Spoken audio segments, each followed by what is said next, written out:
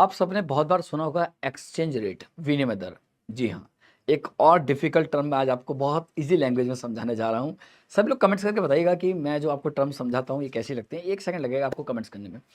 जी हाँ, तो exchange rate की अगर मैं बात करता हूँ तो एक्सचेंज रेट इकोनॉमिक्स में अंतर्राष्ट्रीय जो मुद्रा बाजार होता है, जो हम लोग कहते हैं कि जो विदेशी मुद्रा बाजार होता है, इंटरनेशनल जो मनी मार्केट होता है, उसकी एक टर्म है।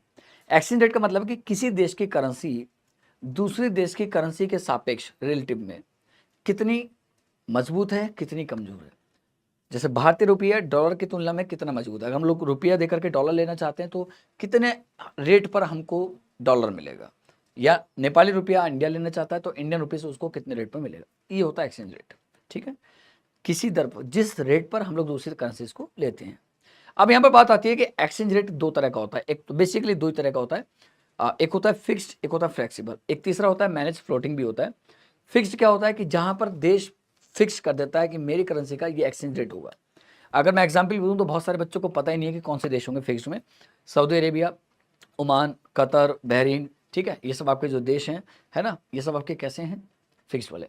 फ्लेक्सिबल वाले क्या होते हैं कि जो लोग मार्केट में जो डिमांड एंड सप्लाई है करेंसीज की, उसके अकॉर्डिंग अपनी करेंसीज का जो एक्सचेंज रेट है वो डिसाइड कर लेते हैं। इसमें हम लोग का एग्जाम्पल देखेंगे तो इसका एग्जाम्पल आपको USA, Canada, Japan, India, it is also, ध्यान रखेंगे, ये सब देश आपको देखने के लिए यहाँ पर मिल जाएंगे। तीसरा होता है मैनेज्ड फ्लोटिंग। उसमें क्या होता है कि वो दोनों को फॉलो करते हैं, फिक्स फ्लेक्सिबल को भी और फिक्स्ड को भी। ये होते हैं टाइप्स ऑफ एक्सचेंज रेट, ध्यान रखेंगे। इसी तरह की जानकारी के लिए मेरे साथ जुड़ते रहिएगा। Thank you so much.